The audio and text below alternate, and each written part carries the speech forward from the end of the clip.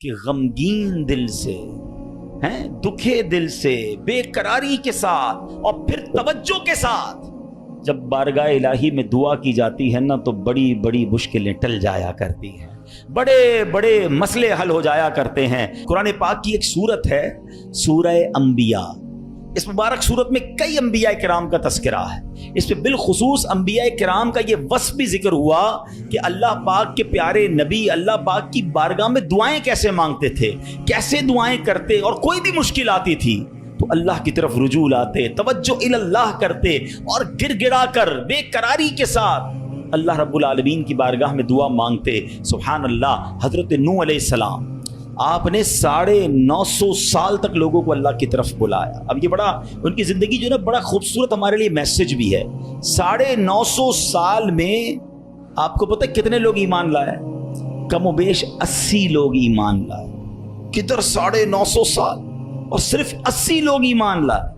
اس میں بڑا درس ہے ہم سب کے لیے کہ اللہ کے نیک بندوں کو بعض اوقات اچھے کاموں میں تکلیف آتی ہے، ہمت نہیں ہارنی ہوتی۔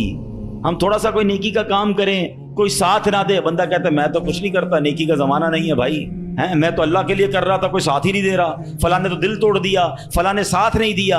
ارے اللہ کے بندو، یہی تو امتحان ہے۔ آپ استقامت، آپ کا کام کرنا ہے، ہاں تعداد کو نہ دیکھیں، اللہ کی رضا کو دیکھیں۔ 950 سال میں لوگوں نے بات نہیں مانی، پھر آپ نے اللہ کی بارگاہ میں جب دعا کی کہ لوگ حضرت نوح علیہ السلام پر تشدد بھی کرتے، برا بھلا بھی کہتے تھے، ایک تو تھا ایمان بھی نہیں لا رہے تھے اور پھر مارتے بھی تھے، تکلیف بھی دیتے تھے۔ اللہ تبارک و تعالیٰ کی بارگاہ میں جب دعا کی نا تو اللہ نے قرآن میں فرمایا فَاسْتَجَبْنَا لَهُ فَنَجَّيْنَاهُ وَأَهْلَهُ مِنَ الْكَرْبِ الْعَظِيمِ۔ اللہ فرماتا تو ہم نے اس کی دعا قبول کی اور اسے اور اس کے گھر والوں کو بڑی سختی سے نجات دی۔ اللہ سے دعا مانگی، باقی قوم کے لیے طوفان آیا اور وہ قوم اس طوفان میں غرق ہو گئی۔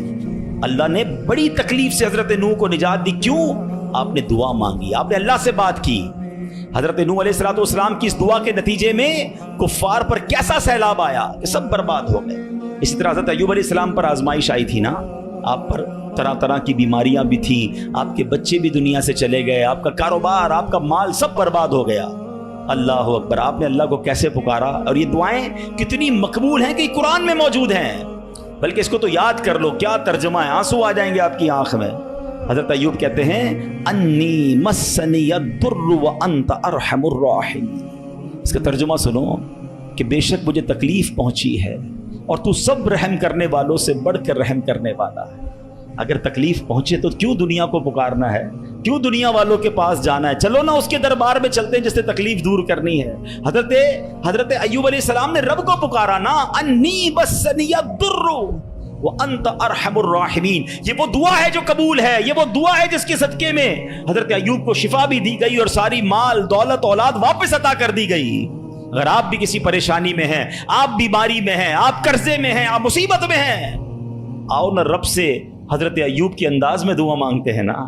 اچھا، یہ دعا اللہ نے ہمیں سکھانے کے لیے تو قرآن میں عطا فرما دی نا کہ میرے بندو میرے دربار میں مانگنا ہے تو یوں ہی مانگ لو جیسے میرے نبی نے مانگا ہے۔ اللہ اکبر۔ علماء کہتے ہیں یہ بڑی دلاسا دینے والی دعا ہے، یہ بڑی مشکلوں کو ٹالنے والی دعا ہے، یہ تکلیفوں میں کام آنے والی دعا ہے۔ ترجمہ تو دیکھو نا، یعنی اللہ کے سامنے اپنا مسئلہ پیش کر دیا آپ نے کہ بے شک مجھے تکلیف پہنچی ہے اور تو سب رحم کرنے والوں سے بڑھ کر رحم کرنے والا۔ اے اللہ بیمار ہوں، اے اللہ پریشان ہوں، اے اللہ قرضے میں ہوں، کہو نا رب سے مجھے تکلیف پہنچی ہے، مجھے ستاتے ہیں لوگ، مجھے تکلیف دیتے ہیں، مجھے پریشان کرتے ہیں لوگ، اور تو سب رحم کرنے والوں سے بڑھ کر رحم کرنے والا۔ اب جب آپ نے دعا کی تو دعا کیسے قبول ہوئی؟ یہ بات بھی رب نے قرآن میں ارشاد فرمائی سورہ انبیاء میں، فَاسْتَجَبْنَا لَهُ فَكَشَفْنَا مَا بِهِ مِن ضُرٍّ وَآتَيْنَاهُ أَهْلَهُ وَمِثْلَهُمْ مَعَهُمْ رَحْمَةً مِّنْ عِنْدِنَا وَذِكْرَىٰ لِلْعَابِدِينَ۔ اللہ قرآن میں فرماتا تو ہم نے اس کی دعا سن لی، تو ہم نے دور کر دی جو تکلیف اسے تھی، ہم نے اسے اس کے گھر والے اور ان کے ساتھ نہیں اور عطا کیے، اپنے پاس سے رحمت فرما کر، اور بندگی والوں کے لیے نصیحت ہے۔ حضرت یونس پر کیسی آزمائش آئی تھی؟ کوئی سوچ سکتا ہے کہ مچھلی کے پیٹ میں ہمیں تھوڑی سی پرابلم آئے ہم بے قرار، بے چین، شکوے، شکایت؟ ارے نبی ہیں، کائنات میں انبیاء سے بڑھ کر کسی کا مرتبہ نہیں ہے. کوئی غوث، کوئی ابدال، کوئی کتب کسی صحابی کے مرتبے تک نہیں پہنچ سکتا. یہ مرتبہ صحابہ کا ہے، مگر کوئی صحابی کسی نبی کے مرتبے تک نہیں پہنچ سکتا. یہ انبیاء کا مرتبہ. یہ ترتیب یاد رکھا کرو. اعلیٰ حضرت نے تو ایک شعر میں پوری ترتیب بتا دی نا. خلق کون ہے؟ ہم لوگ ہیں، عام لوگ. خلق سے اولیاء، اولیاء سے رسول، اور رسولوں سے اعلیٰ ہمارا نبی. ہمارے آقا تو سب سے اعلیٰ ہے نا، مگر انبیاء کی بات کمال ہے. اور انبیاء میں کون ہے؟ حضرت یونس علیہ السلام. مچھلی کے پیٹ میں کیسی تکلیف، زندہ رہوں گا کہ نہیں، باہر نکلوں گا کہ نہیں، اندھیری غار، نظر بھی کچھ نہیں آ رہا، مگر وہاں بھی اللہ کو پکارا انہوں نے. اللہ قرآن میں فرماتا ہے فَاسْتَجَبْنَا لَهُ وَنَجَّيْنَاهُ مِنَ الْغَمِّ وَكَذَلِكَ نُنْجِي الْمُؤْمِنِينَ. اللہ قرآن میں فرماتا ہے اور تو ہم نے اس کی پکار سن لی اور اسے غم سے نجات بخشی، اور ایسی ہی نجات دیں گے مسلمانوں کو. بلکہ بڑی پیاری دعا یاد کر لو. آج حضرت یونس علیہ السلام نے جو مچھلی کے پیٹ میں تھے نا، جو دعا مانگی تھی نا، علماء کہتے ہیں وہ دعا پتہ ہے کون سی تھی؟ جس کو آج ہم آیت کریمہ کہتے ہیں نا، لا الہ الا انت سبحانک انی کنت من الظالمین. یہ چابی ہے، ہاں یہ مصیبت کے تالے کی چابی ہے. یہ کمال کی دعا ہے. اور یہ آپ نے دعا کی اور اللہ نے مچھلی کے پیٹ سے آپ کو نجات عطا فرما دی، پھر سے قوم بھی عطا فرما دی، سرداری بھی عطا فرما دی. تو یہ دعائیں ہیں جو بے قراری میں، مصیبت میں رب کو پکارا گیا. اللہ اکبر. تو اے میرے پیارے اسلامی بھائیوں، اللہ کرے کہ ہم اپنے رب کو پکارنے والے بن جائیں، صحیح طریقے سے دعا کرنے والے بن جائیں. حضرت زکریا، اللہ اکبر، آپ بڑی عمر ہو گئی آپ کی، بڑھاپے تک پہنچ گئے، آپ کی اولاد نہیں تھی، آپ کی زوجہ بھی بانجھ تھی. آج کل ڈاکٹر کہہ دیتے ہیں نا کہ اولاد نہیں ہو سکتی، ہم ڈاکٹروں کی بڑی مانتے ہیں. ارے ڈاکٹر کچھ بھی کہہ دے، ان اللہ علی کل شیء قدیر. میرا رب جو چاہے وہ کرنے پر قادر ہے. اپنی آنکھوں سے دیکھا ہے، آپ نے بھی دیکھا ہوگا، کسی کو ڈاکٹر کہتے ہیں جناب کوئی مرض نہیں ہے، 100% فٹ ہے، 2 دن بعد دنیا سے چلا جاتا ہے. کیسے مرا ڈاکٹر کو بھی پتہ نہیں، موت آ گئی نا. اور کبھی ڈاکٹر کہتے ہیں 3 دن کا مہمان ہے، شاید اس ڈاکٹر کا انتقال ہو جاتا ہے، وہ بندہ پھر بھی زندہ گھوم رہا ہوتا ہے. اللہ کی شان ہے. ڈاکٹر ہے، وہ اپنی سائنس چلائیں، مگر یہ نہ سمجھو کہ جو اس نے کہہ دیا یہ آخری ہے. قدرت میرے رب کی ہے، شان میرے رب کی ہے، وہ ہر چاہے پر قادر ہے. اس پر بھروسہ تو رکھو نا. حضرت زکریا عمر بھی زیادہ ہو گئی، عورت بھی بانجھ ہے، مگر اللہ سے کیا دعا کر رہے ہیں؟ یہ بھی علماء فرماتے ہیں جو بے اولاد ہیں ان کے لیے مجرب دعا ہے، قرآنی دعا ہے. یاد تو کرو نا قرآن کی دعائیں. کیا دعا کی تھی آپ نے؟ اور مانا تو دیکھو اس کا، ہائے ہائے، کنیکٹیوٹی تو دیکھو نا. مانا کیا اس کا؟ اے میرے رب مجھے اکیلا نہ چھوڑ. اولاد نہیں تھی نا. اے اللہ مجھے اکیلا نہ چھوڑ، اور تو سب سے بہتر وارث، وانت خیر الوارثین. اب یہ دعا وہ کرتے تھے.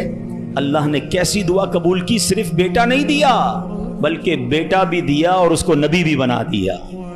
بیٹا بھی ایسا دیا جس کو نبی کا مرتبہ عطا فرمایا. اللہ فرماتا ہے قرآن میں فَاسْتَجَبْنَا لَهُ وَوَهَبْنَا لَهُ يَحْيَىٰ وَأَصْلَحْنَا لَهُ زَوْجَهُ. تو ہم نے اس کی دعا قبول کی اور اسے یحییٰ عطا فرمایا اور اس کے لیے اور اس کی بیوی سنواری. اب اس میں بتایا کہ صرف اللہ نے بیٹا نہیں دیا، بیٹے کا نام بھی رب نے عطا فرمایا اور نبوت کی یوں سمجھیے کہ سرفرازی بھی عطا فرما دی. یہ ہے دعا، مگر دعا دل سے، توجہ اللہ، کنیکٹیوٹی کے ساتھ. پھر دیکھو کیسے کام بنتے ہیں، پھر دیکھو کیسے مصیبت ٹلتی ہیں. اللہ پاک خود فرماتا ہے وَيَدْعُونَنَا رَغَبًا وَرَهَبًا وَكَانُوا لَنَا خَاشِعِينَ. اور ہمیں پکارتے تھے امید اور خوف سے، اور ہمارے حضور گر گڑاتے ہیں. پتہ چلا کہ گر گڑانا، توجہ کے ساتھ، خوف بھی ہو، امید بھی ہو، پھر یہ کام بن جاتے ہیں. ذرا دیکھو نا میرے پیارے اسلامی بھائیوں، ہماری زندگی میں کتنے مسائل ہیں. کبھی کبھی ہمارے ہمارے معاملات بڑے اٹک جاتے ہیں. اب کسی کو پیسوں کی ضرورت ہے, قرضے کی ضرورت ہے, اب جناب سارے دروازے بند ہو جاتے ہیں. اور کسی بھائی سے امید بندہ لگاتا ہے, آخری وقت میں وہ بھی منع کر دیتا ہے. سیٹھ صاحب پر نظر پڑتی ہے, وہ بھی معذرت کر لیتے ہیں. دوست احباب سے پوچھتے ہیں, وہ بھی جواب نہیں دیتے ہیں. سب دروازے بند ہیں, کوئی امید باقی نہیں بچتی. بندہ مایوسی کی طرف جانے لگتا ہے. مگر جب سب دروازے بند ہو جائیں تو ایک امید باقی رہتی ہے, ایک دروازہ اس وقت بھی باقی رہتا ہے. اللہ اکبر. بادشاہوں کے دروازے بند ہو جاتے ہیں مگر میرے رب کریم کا دروازہ کبھی بند نہیں ہوتا. لوگ ساتھ چھوڑ دیتے ہیں, بھائی بھائی سے دامن چھڑاتا ہے, لیکن اللہ پاک اپنے بندوں کو مایوس نہیں کرتا, بلکہ یہ تو ایسا دروازہ ہے کہ نیکوکار آئے تو بھی نوازا جاتا ہے, گناہگار آئے تو اسے بھی نواز دیا جاتا ہے. تو کریم ہی جو ٹھہرا تو کرم کے کیا ٹھکانے, تو کریم ہی جو ٹھہرا تو کرم کے کیا ٹھکانے. تو نوازنے پہ آئے تو نواز دے زبانے. دل سے دعا کیسے اثر کرتی ہے. ہو سکتا ہے کسی کے ذہن میں آئے کہ بات تو مولانا صاحب بالکل ٹھیک کر رہے ہیں, میرے لیے بھی سارے دروازے بند ہو گئے ہیں, مگر میرا معاملہ سلجھے گا کیسے, معاملہ بنے گا کیسے. چلو میں آپ کو 2 واقعات سناتا ہوں جس سے انشاءاللہ بات مزید سمجھ آ جائے گی. ایک صاحب تھے, کافی امیر تھے, اپنا بنگلہ بھی تھا, اپنی گاڑی بھی تھی, اللہ پاک نے بہت دیا تھا. شام کو گھر آئے, بچوں کے ساتھ وقت گزارا, کھانا کھایا اور اس کے بعد اپنے بستر پر لیٹ گئے. رات ہو گئی تھی, بڑا نرم بستر تھا, ٹھنڈا کمرہ تھا, مگر کروٹ بدلتے جا رہے تھے, نیند نہیں آ رہی تھی. اب نیند بھی اللہ پاک کی نعمت ہے, جس کو آ جائے لوگ اس کی بھی قدر نہیں کرتے. پوچھو اس سے جس کو نیند نہیں آتی. اب کافی دیر تک کروٹ بدلنے لگا کہ پتہ نہیں کیوں نیند نہیں آ رہی, چلو آج تھوڑی سی فریش ایئر لیتا ہوں, شاید نیند آ جائے. گھر سے باہر نکلے, گاڑی سٹارٹ کی اور آگے چلتے رہے اور گھومنے لگے گلیوں میں. اچانک ایک مسجد نظر آئی اور مسجد کا دروازہ کھلا نظر آیا. کہ چلو یار ایسے ہی گھوم رہا ہوں, ذرا مسجد کے اندر چلا جاتا ہوں, وضو کر کے کچھ 2 رکعت نفل پڑھ لیتا ہوں. مسجد کے باہر گاڑی پارک کی, وضو کیا, مسجد کے اندر داخل ہوئے. تو جیسے ہی مسجد کے اندر گئے تو پوری مسجد خالی, مگر ہلکی ہلکی کہیں سے رونے کی آواز آ رہی. رات کو اس وقت کون ہے مسجد میں اور کیوں رو رہا ہے؟ تو دیکھا کہ ایک کونے میں ایک غریب آدمی اللہ کی بارگاہ میں ہاتھ اٹھائے رو رہا ہے اور روتے روتے اللہ کی بارگاہ میں عرض کر رہا ہے کہ اے اللہ, میری بیٹی بیمار ہے, ڈاکٹر نے آپریشن کا کہا ہے, مجھ غریب کے پاس پیسے نہیں ہیں, کہاں سے لاؤں؟ اے رب کریم, تو ہی اسباب بنانے والا ہے, مجھ غریب کی حالت زار پر رحم فرما. اس امیر شخص کو سمجھ آ گیا مجھے نیند کیوں نہیں آ رہی تھی, مجھے کہیں بھیجا گیا ہے, میں ڈھونڈتے ڈھونڈتے اسی کے لیے آیا ہوں. اللہ اکبر. وہ غریب کے پاس گیا, جیب میں جتنی رقم تھی نکال کر اس کو پیش کر دی کہ بھائی یہ لے لو, اور میرا یہ کارڈ بھی رکھ لو, کبھی بھی ضرورت پڑے تو مجھ سے بات کر لینا. اس غریب شخص بھی کیسا خوددار تھا, اس نے کارڈ واپس دیا کہ مجھے ایڈریس کی ضرورت نہیں ہے, میرے پاس ایک ایڈریس موجود ہے. تو کون سا ایڈریس موجود ہے؟ بولا یہ ایڈریس ہے نا, اللہ کی بارگاہ میں آیا, اس نے تمہیں بھیج دیا, جب دوبارہ ضرورت پڑے گی تو بھی اسی کی بارگاہ میں آ جاؤں گا. سارے دروازے بند ہو جائیں, میرے کریم کا دروازہ کھلا ہوگا. ہمارا پرابلم ہے, ہم جاتے ہی نہیں اس کے پاس. اچھا اپنا ایک چھوٹا سا ٹیسٹ لے لو نا, تاکہ اندازہ ہو جائے گا آپ کو. کبھی بھی آپ کو بیماری ہو, پیٹ میں درد ہو, سر میں درد ہو, پاؤں میں درد ہو, چوٹ لگ جائے, پہلے کون یاد آتا ہے؟ ڈاکٹر. ڈاکٹر کے پاس چلو, یار بڑا درد ہے, کسی کو معلوم کرو کیسے علاج ہوگا, دوائی. میں نہیں کہتا ڈاکٹر کے پاس نہیں جانا چاہیے, لیکن پہلے ہمیں اللہ یاد آنا چاہیے. اے اللہ تو شفا دینے والا ہے, کرم کر دے مالک. کاروبار میں نقصان ہوا, فیملی میں پرابلم ہوا, واٹ ایور پرابلم, سب سے پہلے ہمیں دنیا والے سورس ہیں, وکیل, پولیس, یہ یاد آتے ہیں. ہونا یہ چاہیے کہ ہمیں خالق کے اسباب کی یہ طرف لو لگانی چاہیے, پہلے اللہ کریم کو پکارنا چاہیے. اسباب اختیار کرنا منع نہیں, مگر اسباب کے چکر میں, اس دنیا کے چکر میں ہم بھول گئے اسے کہ جو حل کرنے والا ہے, جو مشکلیں دور کرنے والا ہے, جو اولاد دینے والا ہے, جو مصیبت ٹالنے والا ہے, اس کی طرف جاتے ہی نہیں ہے. پورا دن دفتروں کے دھکے کھاتے ہیں, مگر 2 رکعت پڑھ کر اس کی بارگاہ میں سر نہیں جھکاتے. دیکھو اللہ کیسے کام بناتا ہے. ایک اور واقعہ سنو. ایک بہت مشہور ڈاکٹر تھا, میں نے واقعہ کتاب میں پڑھا. مثال کے طور پہ اس کا نام ڈاکٹر احمد تھا. ساری زندگی اس نے بڑے آپریشن کیے, اس کا بڑا نام تھا. اب حکومت نے اعلان کیا کہ اس کو گولڈ میڈل دینا ہے، لائف ٹائم اچیومنٹ ایوارڈ. پوری زندگی اتنا کام کیا اس ڈاکٹر کو ملک کے دارالحکومت میں بلایا جائے گا اور ایک بڑی تقریب ہوگی اور اس کو گولڈ میڈل دیا جائے گا. ڈاکٹر بڑا خوش، اتنا بڑا ایوارڈ ملنے والا ہے. ڈاکٹر صاحب نے فلائٹ بک کی، جہاز میں بیٹھے. جیسے ہی جہاز اڑا تو کچھ دیر کے بعد موسم خراب ہو گیا اور جہاز میں کوئی پرابلم ہو گئی. تو جہاز کو راستے میں کسی چھوٹے سے ایئرپورٹ پر اتار لیا گیا. ڈاکٹر صاحب جہاز سے نکل کر عملے کے پاس جاتے ہیں کہ بھائی کب جہاز اڑے گا، میری تو وہاں بہت اہم تقریب ہے اور سارا پروگرام میرے لیے سجایا گیا ہے، میں چیف گیسٹ ہوں، مجھے گولڈ میڈل ملے گا، بتائیں دوبارہ جہاز کب اڑے گا. سر چھوٹا سا ایئرپورٹ ہے، جہاز کا پرابلم بڑا ہے، اتنا جلدی ٹھیک نہیں ہوگا. آپ کو اگر پہنچنا ضروری ہے تو آپ کوئی گاڑی لیں کرائے پر اور بائی کار چلے جائیں، آپ پہنچ جائیں گے اپنی تقریب سے پہلے. ڈاکٹر نے کہا یہ بھی آئیڈیا ٹھیک ہے، جہاز کے انتظار میں کہیں میرا پروگرام ہی مس نہ ہو جائے. ڈاکٹر صاحب نے گاڑی بک کی، رینٹ ا کار لی. جیسے ہی راستے میں گئے تو زبردست بارش، آندھی طوفان. اس اندھیرے میں، اس آندھی طوفان میں ڈاکٹر صاحب راستہ بھول گئے اور کسی مین ہائی وے سے نکل کر گاؤں کے روڈ پہ چڑھ گئے. بہت دیر تک راستے میں، اب بھوک بھی لگ رہی، کھانا بھی نہیں کھایا، اندھیرا گپ، بارش ہو رہی ہے. اچانک ایک چھوٹا سا گاؤں میں گھر نظر آیا جس میں ایک بلب جل رہا تھا. ڈاکٹر صاحب نے کہا اب تو حالت ایسی ہو گئی، دروازہ کھٹکھٹایا. ایک بوڑھی عورت نے دروازہ کھولا. کب ماں جی کچھ کھانے پینے کو ملے گا، بہت بارش ہو رہی. کہا بیٹا اندر آ جاؤ. وہ اندر چلا گیا. ماں جی نے بڑی محبت سے اسے پانی بھی دیا، کچھ کھانے کو بھی دیا. تھوڑی سانس میں آئی تو ڈاکٹر نے دیکھا کہ برابر پہ بستر پر ایک نوجوان لیٹا ہوا تھا. اب ماں جی یہ کون ہے؟ کہا بیٹا میرا بیٹا ہے. کیا ہو گیا ایسے؟ کہا اس کو بہت بڑی بیماری ہے. ماں جی علاج کیوں نہیں کرواتی؟ ماں جی کہتی میں نے گاؤں کے ڈاکٹر کو دکھایا ہے. ڈاکٹر کہتے ہیں ہمارے وطن میں ایک ہی ڈاکٹر ہے جس کا نام ڈاکٹر احمد ہے، وہی اس کا علاج کر سکتا ہے. مگر بیٹا میں غریب ماں ہوں، میں اپنے بیٹے کو کہاں سے ڈاکٹر احمد کے پاس لے جاؤں؟ نہ پیسے ہیں نہ کرایہ ہے. بس روز اللہ سے دعا کرتی ہوں اے اللہ تو کارساز ہے، میرے بیٹے کو شفا دے دے یا ڈاکٹر احمد کے پاس پہنچا دے. ڈاکٹر احمد رونے لگا. کہتا ہے ماں جی میں ہی ڈاکٹر احمد ہوں اور اللہ نے مجھے تیرے گھر پہ بھیج دیا. جہاز کا خراب ہونا، چھوٹے ایئرپورٹ پر اترنا، رینٹ ا کار لینا، راستہ بھول جانا، کسی اور گھر پہ نہ رکنا، اسی جھونپڑی کے کنارے پر رکنا اور اس گھر میں جانا اور اس مریض کا علاج کرنا. اب بھی نہیں مانو گے؟ ان اللہ علی کل شیء قدیر، میرا رب جو چاہے وہ کرنے پر قادر. بس ہمارا بھروسہ ہل جاتا ہے.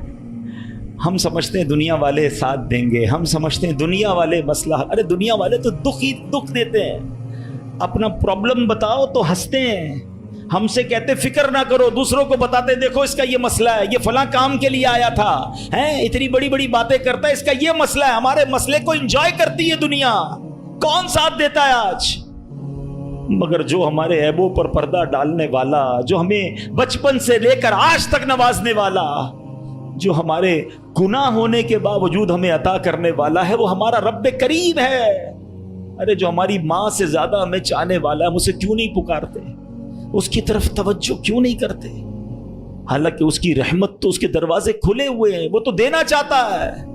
مگر کاش جو توجہ ریکوائرڈ ہے، جو دل سے دعا مانگنا ہے، وہ اللہ مجھے اور آپ کو نصیب فرما دے. اور پھر اللہ کو پکارے نا. میں نے کہا نا گناہ گاروں کا بھی وہ رب ہے، وہ نیکوں کا رب تو ہے، وہ گناہ گاروں کو کیسے نوازتا ہے. ایک اور واقعہ سنو. عیون الحکایات، یہ بڑی پیاری کتاب ہے مکتبۃ المدینہ سے، اگر آپ اسے لیں گے تو اس میں بڑی زبردست واقعات موجود ہیں. ماجرا یہ ہے کہ حضرت بکر بن عبداللہ فرماتے ہیں کہ پچھلی قوموں میں ایک بہت سرکش، غیر مسلم اور ظالم بادشاہ تھا. وہ اللہ پاک کی نافرمانی میں حد سے بڑا ہوا تھا. ایک مرتبہ ایک جنگ میں بادشاہ کو گرفتار کر لیا گیا. اب اتنا ظالم تھا کہ جنہوں نے گرفتار کیا تھا انہوں نے کہا اب اس ظالم بادشاہ کو تو تڑپا کے مارنا ہے. طے یہ پایا کہ اس کو ایسا کرو کہ تانبے کی ایک دیگ میں ڈالتے ہیں اور اس کو اونچی جگہ پر لٹکاتے ہیں اور نیچے آگ جلاتے ہیں تاکہ یہ جل بھون کر مر جائے. ایسے ہی کیا گیا. تانبے کی دیگ بنائی گئی، نیچے آگ لگا دی گئی. اب آہستہ آہستہ جو ہے وہ دیگ گرم ہوئی. بادشاہ کی حالت خراب، پوری دیگ گرم ہو جائے تو جسم جھلسنے لگا. اس نے پہلے تو جھوٹے خداؤں کو پکارا، مگر جس ساری زندگی جن کے آگے پیشانی رگڑی تھی انہوں نے کیا جواب دینا تھا؟ کسی نے کوئی جواب نہیں دیا, کوئی مدد نہیں آئی.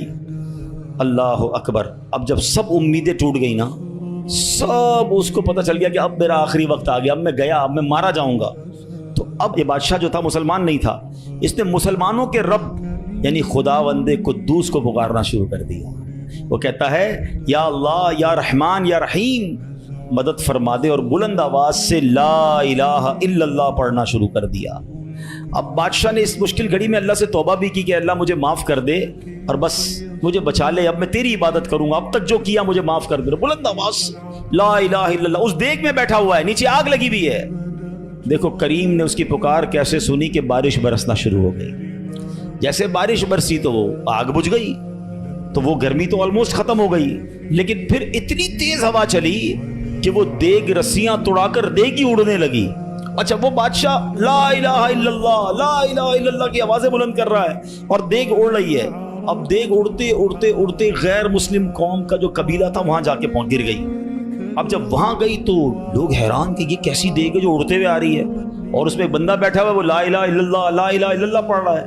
تو جب وہ غیر مسلم قریب آئے تو اس بادشاہ نے باہر نکل کر اپنا واقعہ سنایا کہ سنو, میں غیر مسلم تھا, اپنے اللہ کے سوا جھوٹے خداؤں کی پوجا کرتا تھا, میں نے کلمہ پڑھا, اللہ نے اس مصیبت سے نکال دیا اور مجھے یہاں پہنچا دیا, پورا گاؤں کلمہ پڑھ کر مسلمان ہو گئے. اللہ کی جو نا قدرت کے نظارے ہیں, اللہ ایسے نکالتا ہے بندے کو کہ سمجھ بھی نہیں آتی. بات وہی ہے کہ دل سے اسے پکارنا ہے, مگر دل سے گر گڑا کر توجہ کے ساتھ, فوکس کے ساتھ. پھر دیکھو آپ کی مشکلیں کیسے ٹل جاتی ہیں. تو اللہ کرے کہ ہم پیارے آقا علیہ الصلوۃ والسلام کی سنت پر عمل کرنے والے بن جائیں. ایک بار خود نبی پاک کے ساتھ بڑا حیران کن واقعہ پیش آیا. یہ 3 ہجری غزوہ غطفان کا موقع تھا. پیارے آقا علیہ الصلوۃ والسلام صحابہ کرام کو لے کر سفر پر روانہ ہوئے. ایک مقام پر پڑاؤ کیا تو صحابہ کرام کچھ فاصلے پر ٹھہرے اور نبی پاک علیہ الصلوۃ والسلام اکیلے ایک درخت کے نیچے تشریف فرما ہو گئے. غیر مسلم جو ہر وقت نبی پاک کو معاذ اللہ نقصان پہنچانے کی ٹرائی کرتے رہتے تھے, پلان کرتے رہتے تھے, ان میں سے غیر مسلم اچانک کہیں سے آیا ہاتھ میں ننگی تلوار, اور نبی پاک اکیلے, کوئی اس وقت صحابہ بھی قریب نہیں تھے. تو پیارے آقا علیہ الصلوۃ والسلام کے بالکل سامنے آ گیا اور بڑے تکبر کے ساتھ, بڑے جس کو کر و فر کے ساتھ کہتا ہے اے محمد صلی اللہ تعالی علیہ وسلم, اب بتائیے آپ کو مجھ سے کون بچائے گا؟ آپ کے ساتھ تو کوئی بھی نہیں ہے, آپ اکیلے ہیں, میرے ہاتھ میں تلوار ہے. اللہ اکبر. نبی پاک کی توجہ اللہ کی طرف کیسی تھی, آپ نے صرف ایک جملہ کا, ایک لفظ کہا, فرمایا اللہ. کیا نام ہے, دل کو کیسا سکون نصیب ہوتا ہے. میں اسے پکار رہا ہوں جو میرا خالق ہے, جو میرا مالک ہے, جو میرا پروردگار. پکارا کرو اسے, نام لیا کرو اس کا, کہو اللہ اللہ اللہ اللہ, پکارو اسے اللہ اللہ اللہ اللہ. ہائے ہائے ہائے, نبی پاک کی زبان سے لفظ اللہ نکلا تو غیر مسلم تو کانپنے لگ گیا, تلوار اس کے ہاتھ سے چھوٹ گئی. اب نبی پاک نے تلوار اٹھا کر کہا اب بتاؤ تمہیں مجھ سے کون بچائے گا؟ تھوڑی دیر پہلے تو وہ کہہ رہا تھا نا آپ کو کون بچائے گا, اب آقا کے ہاتھ میں تلوار ہے صلی اللہ تعالی علیہ وسلم, اب بتاؤ تمہیں کون بچائے گا؟ وہ کہتا ہے حضور مجھے بچانے والا تو کوئی بھی نہیں ہے, وہ مسلمان تو تھا نہیں. نبی پاک علیہ الصلوۃ والسلام نے اس کی بے کسی پر رحم فرمایا, اسے معاف کر دیا. آئے ہائے, نبی پاک کے ایسے اعلیٰ اخلاق دیکھے, وہ کلمہ پڑھ کر مسلمان ہو گئے. دشمن آ جائے تو چادر بھی بچھا دیتے ہیں, ہم معاف کریں گے. جان لینے آیا تھا آقا نے اسے معاف کیا. ہمارے مزاج کے خلاف بات کر دے, ساری زندگی دشمنی لے لیتے, مجھے گالی دی, مجھے برا بھلا کہا, مجھے نقصان پہنچایا. کب تک بدلے لیتے رہو گے یار؟ نبی پاک کے امتی ہو تو معاف کرنا بھی تو سیکھو. آقا علیہ الصلوۃ والسلام جانی دشمن کو معاف کر دیتے, ہم اپنے بھائی کو معاف کرنے کے لیے تیار نہیں ہوتے. نہیں میں نہیں جاؤں گا بھائی کے گھر, ہم نہیں جاتے فلاں رشتہ دار کے گھر, ہم نہیں بلاتے کسی کو دعوت میں. چھوٹی چھوٹی باتیں ہیں, کبھی دعوت نہیں دی تھی آپ کو اس وجہ سے, کبھی سیدھے منہ بات نہیں کر سکے, آپ کو ویلکم نہیں کر سکے, آپ کو تحفہ نہیں بھجوایا, اتنی چھوٹی بات پر آپ نے رشتہ داریاں ختم کر دی. اور ایک طرف کہتے ہو کہ نبی پاک کے امتی, آقا کے غلام. اچھا نعتیں سب کو یاد ہیں, یاد کرو نا, نبی پاک کی سنت پر تو عمل کرو, کسی کو تو معاف کرو. بندہ کہتا میں بتاتا ہوں، مجھے گالی دی ہے، اب میں بتاتا ہوں، وہ ایک گالی دیتا ہے، ادھر سے 7 گالیاں جاتی ہیں. اور صحیح بات یہی ہے، جو کہتا ہے میں بتاتا ہوں وہ واقعی بتا دیتا ہے وہ کون ہے، اس کے اندر کتنا گند بھرا ہوا ہے.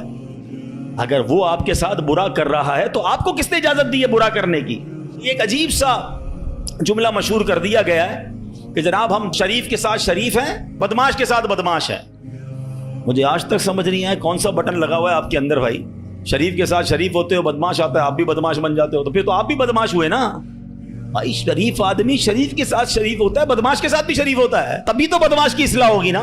مسلمان ہوا نا یہ شخص، نبی پاک نے معاف کر دیا. تو خدا را آقا کی سنت کو ادا کریں، اور جیسی بھی مشکل، جتنی بڑی مشکل ہو، آپ بس دعا کریں، اللہ کو پکاریں، اللہ کو یاد کریں، توجہ اللہ کی طرف جائے. اچھا ایک اور چیز، ایک اور ٹیسٹ کرتے ہیں. کوئی نقصان ہو گیا ہے، کوئی تکلیف ہو گیا، آپ ہماری ہم جس جنریشن کے، میں جس جنریشن کا ہوں، شاید اب تو ایسا نہیں ہے، جو بزرگ بیٹھے ان سے پوچھیں کہ ہماری مائیں یا ہماری نانی دادی بچے کو سلاتی تھیں تو ذکر اللہ کر کے سلاتی تھی. آمینہ بی بی کے گلشن میں کیسے پڑھتی تھی؟ آمینہ بی بی کے گلشن میں آئی ہے تازہ بہار، پڑھتے ہیں صلی اللہ وسلم آج در و دیوار. نبی جی اللہ اللہ اللہ ہو لا الہ ہو اللہ اللہ اللہ ہو لا. رات بچے کو سلا رہے ہیں تو ذکر الہی ہو رہا ہے، نعتیں سنائی جا رہی ہیں، بچے کو کچھ لگ جائے تو حسبی اللہ یا اللہ خیر ہے. اب تو عجیب عجیب باتیں ہیں. رات کو موبائل پکڑا دیا ہاتھ میں، گانا دیکھتے ہوئے، میوزک دیکھتے ہوئے، کارٹون دیکھتے ہوئے، ابا بھی سو رہا ہے، بچہ بھی سو رہا ہے. صبح اٹھتے ہی بھائی وضو کروا کے فجر پڑھایا جاتا تھا، کلمہ پڑھایا جاتا تھا. مجھے اپنا یاد ہے کہ ہم جب چھوٹے تھے تو اسکول جانا ہوتا تھا، تو فجر کی نماز کے بعد پھر سو گئے، تو ہمارے اس وقت ریڈیو پاکستان پہ، جو میری عمر کے لوگوں ان کو پتا ہوگا، اب تو پتہ نہیں ہے، صبح 7 بجے جو ہے نا وہ درود پاک چلتا تھا. اللہم صلی علی سیدنا محمد النبی الامی وعلی آلہ وصحبہ مجھے یاد آ رہا ہوگا، یہ کنٹینیو چلتا تھا. تو والدہ وہ اس کو آن کر کے بڑی آواز کر دیتے تھے تو خود ہی آنکھ کھل جاتی تھی، خود ہی. اب درود سے اٹھایا جا رہا ہے. یہ انداز تھا ہمارے گھروں کا کہ صبح اٹھاتے وقت، رات سلاتے وقت، بچے گھر سے جا رہا ہے اللہ رسول کے حوالے، غوث پاک کے حوالے. یعنی ہماری ٹریننگ اس طرح ہوتی تھی کہ بات بات پر اللہ کا ذکر، اللہ کے رسول کا ذکر. اب تو کوئی تکلیف ہو، پتہ نہیں انگریزی میں پتہ نہیں کیا کیا آوازیں نکال رہے ہوتے ہیں، معاذ اللہ گالیاں منہ سے آ رہی ہوتی، لیکن ہے ہی نہیں. پہلے تو زبان سے یا اللہ خیر، فوراً ذکر الہی. یعنی ہماری ٹریننگ یہ ہوا کرتی، اور ہونی بھی یہی چاہیے مسلمان کی، کہ ہم تکلیف میں بھی. اچھا پھر ایک اور عجیب بات پتہ ہے کیا ہے؟ چلیں اب میں دوسری طرف لے آتا ہوں اپنی گفتگو کو، کہ تکلیف میں تو ہم اللہ کو یاد کرتے ہیں، پھر تکلیف ختم ہو جائے تو پھر کہاں چلے جاتے ہیں؟ اچھا بعض اوقات پتہ ہے کہ اچانک مسجد میں کوئی نیا آدمی نظر آنے لگتا ہے نا، ٹوپی بھی پہنی ہوئی، ہاتھ میں تسبیح بھی ہے، خیر تو یہ کدھر سے آیا بھائی، اور 5 نمازیں بھی پڑھ رہا ہے، بعض اوقات نماز سے بھی پہلے آ جاتا ہے. میں پوچھو خیر تو ہے؟ بس وہ والدہ ہاسپٹل میں ہے یا فلاں پرابلم ہے. بہت اچھی بات ہے، میں خدا نہ خواستہ ڈسکریج نہیں کر رہا، مگر ادھر وہ پرابلم دور ہوئی، ادھر مریض ٹھیک ہوا، ادھر مسئلہ حل ہوا، وہ بندہ ہی غائب ہو گیا مسجد سے. تو یہ کیا ہے؟ ہم خوشی میں بھی اللہ کے بندے ہیں، ہم غم میں بھی اللہ کے بندے ہیں. ہم غموں میں بھی اسے پکاریں، ہم خوشی میں بھی اسے یاد رکھیں. اور یہ بات میں نہیں کہہ رہا، یہ اللہ کریم نے قرآن مجید فرقان حمید میں ارشاد فرمایا، اور یہ کافروں کی عادت اللہ نے ارشاد فرمائی. سنو، اللہ قرآن میں فرماتا ہے وَإِذَا مَسَّ الْإِنسَانَ الضُّرُّ دَعَانَا لِجَنبِهِ أَوْ قَاعِدًا أَوْ قَائِمًا. اللہ فرماتا ہے اور جب آدمی کو تکلیف پہنچتی ہے تو لیٹے ہوئے اور بیٹھے ہوئے اور کھڑے ہوئے ہر حالت میں ہم سے دعا کرتا ہے. بہت اچھی بات ہے، مگر آگے کیا ہوا؟ اللہ فرماتا ہے پھر جب ہم اس کی تکلیف دور کر دیتے ہیں تو یوں چل دیتا ہے گویا کبھی کسی تکلیف کے پہنچنے پر ہمیں پکارا ہی نہیں تھا, یاد ہی نہیں رہتا اللہ کا گھر. سچ بتاؤ ایسا ہم نہیں کرتے؟ پرابلم ہو تو گھر میں قرآن خوانی کراؤ, درود پاک کا ختم کرواؤ, امام صاحب کے پاس چلتے ہیں, دعا کرواتے ہیں, ذرا مسجد میں دعا کروانی ہے. ارے بھائی دعا کر دی, تمہارا مسئلہ حل ہو گیا, اب گئے کدھر؟ یہ اللہ پاک سے کیا تعلق بنا رہے ہو؟ ایسا نہ کریں. دیکھیں آپ اپنے انداز میں سمجھیں, میں بلا تمثیل سمجھا رہا ہوں. کوئی بندہ وہ ہے جو آپ سے جب ملتا ہے اپنے مطلب کے لیے ملتا ہے, بلکہ ایسے بھی لوگ ہوتے جب باتیں سمجھ آ جاتی ہے یار کوئی کام ہی لے کر آیا ہوگا, اس کا کوئی مسئلہ اٹکا ہے نا تو آج چہرہ دکھایا ہے, تو اس بندے کی کیا عزت ہوتی ہے آپ کے پاس. اور ایک بندہ ہے جو روز ملتا ہے, محبت کرتا ہے آپ سے آپ کے پاس آ کے بیٹھتا ہے, کبھی کبھی مسئلہ بھی بیان کر دیتا ہے, لیکن مسئلہ نہ بھی ہو تو آپ کے پاس ضرور آتا ہے. وہ دوست ہوتا ہے نا, فرق ہے نا, ایک مطلب کے وقت تمہارے پاس آتا ہے, ایک روز تمہارے ساتھ پاس آتا ہے. اب بلا تمثیل سمجھو, جو مطلب کے وقت اللہ کی بارگاہ میں جا رہا ہے, جو کسی مشکل کے وقت تو رب کے پاس جاتا ہے, اور جیسے ہی رب اپنے کرم سے مشکل آسان کر دے وہ غائب ہو جاتا ہے. تو ایسا نہ کیا کرو, اللہ کے گھر میں آیا کرو, مسجدوں میں بیٹھا کرو, نمازوں کی پابندی کیا کرو, اور اللہ کو ہر حال میں پکارا کرو. پھر دیکھو وہ رب کریم آپ کی کیسی مشکلیں آسان فرمائے گا. ویڈیو دیکھنے کا شکریہ. اگر آپ چینل پر نئے ہیں تو سبسکرائب کر لیں, اور ساتھ ہی ساتھ بیل آئیکن پر بھی کلک کر دیں تاکہ یوٹیوب ہماری ہر ویڈیو کا نوٹیفیکیشن سب سے پہلے آپ کو بھیج دے. جزاک اللہ.